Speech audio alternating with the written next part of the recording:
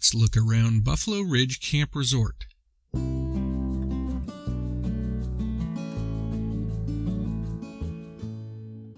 this resort used to be a Jellystone RV park, and if you wander around the grounds you can see some old dilapidated remnants of the old decor. But a lot has been repurposed, like there's a disc golf course now. So don't get the impression the resort is run down, because it's not. It's actually quite nice, with a mix of big, long and wide gravel sites off of the paved road, smaller gravel sites with some shade and all with grass areas, and even some more woodsy camping spots back in the trees.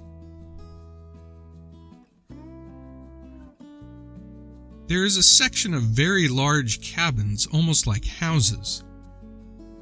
A bunch of regular camping cabins, some larger canvas-sided tent cabins, teepee tents, and a large section just for tent campers.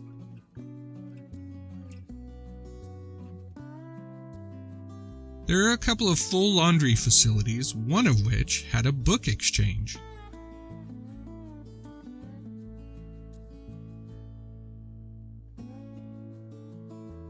The bathhouses are full-service bathrooms with plenty of room for all your stuff, and when we were there they looked to be recently refurbished. At the clubhouse there's a gift shop and some supplies.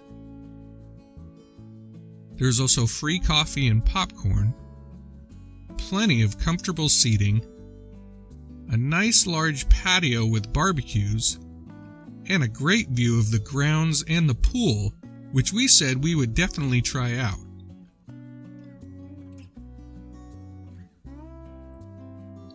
It is a really nice resort, and for the price I think it was a bargain. I would definitely recommend staying at Buffalo Ridge.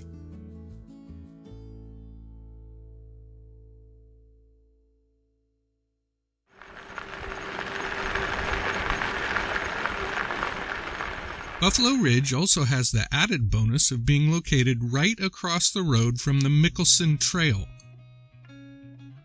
So we hopped on the e-bikes and rode the trail into the town of Custer to see some of the sights and get some lunch.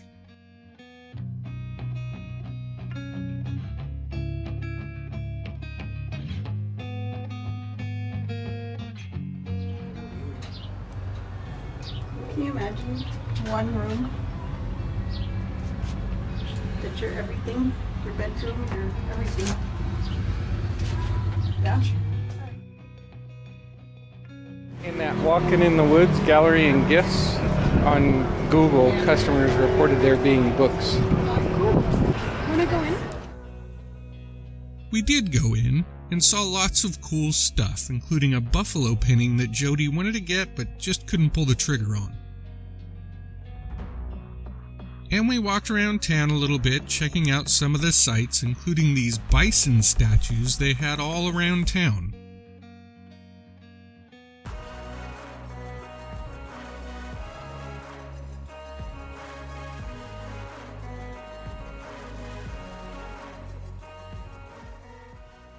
There were a lot of historic buildings and sites as well that had been turned into stores and restaurants.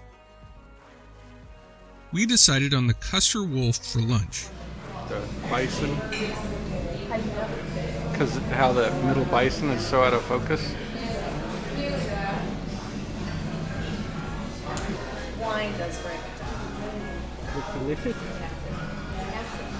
This is good too. At least it's not. It's potato taco.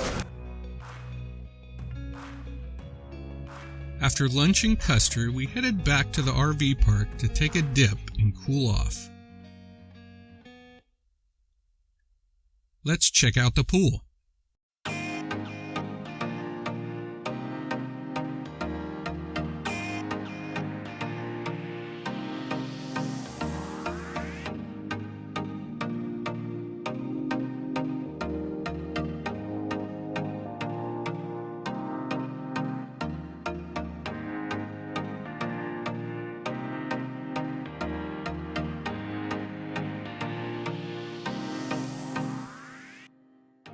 The pool at Buffalo Ridge has a very large family pool, a smaller adults-only pool, a shaded deck with a food counter that sells snacks and canned beverages, and a hot tub, which was closed for maintenance at the time we were there.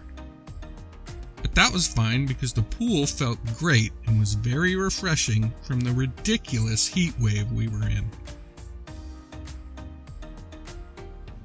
It was a great way to end the day.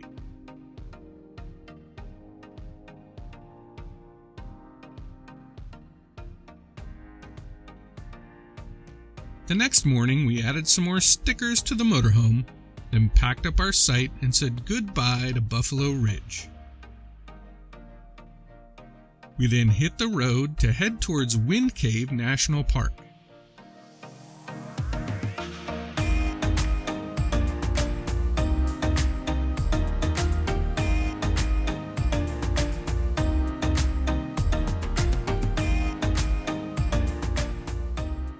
We went into the Visitors Center to check out some of the information while we waited for our tour of the cave to start. Wind Cave National Park. Current length, 162 miles. I could do that every day. Ooh, it's 53 degrees in there. What this? Tonight, we were born at the same spot. There were a lot of great exhibits and information to check out about the cave, and even some information in general about different kinds of caves, like the lava tubes that we had just seen at Craters of the Moon. Then it was time for our tour. All right, let's go. Are you excited? Well, I want to know whose first time ever in a cave.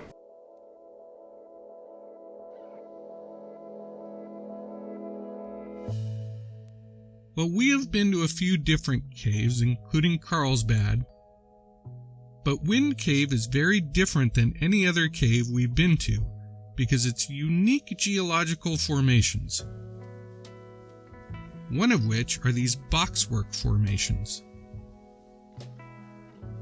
They formed from crystallized calcite filling cracks and fractures within the limestone bedrock, which has dissolved away in the formation of the caves over hundreds of millions of years.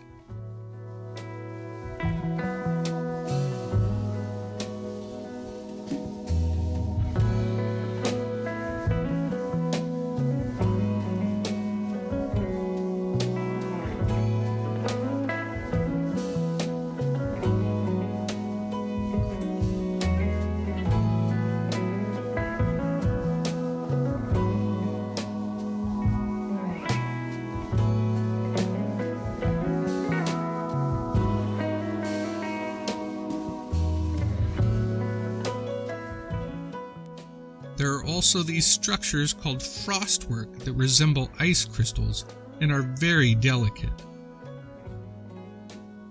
They say that if removed and taken to the surface, they disintegrate.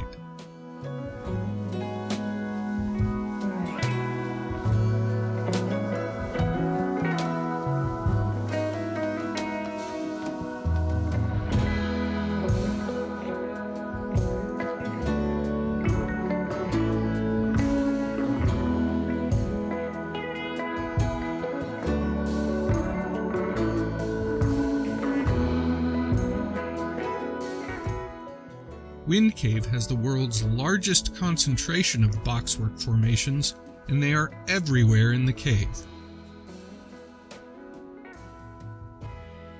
Wind Cave is one of the oldest caves in the world, with some areas over 300 million years old. That's really cool. It was very cool to see. But soon we were back on the road headed to our next stop, Nebraska. Be sure to subscribe and hit the notification bell to see that video, and thanks for watching.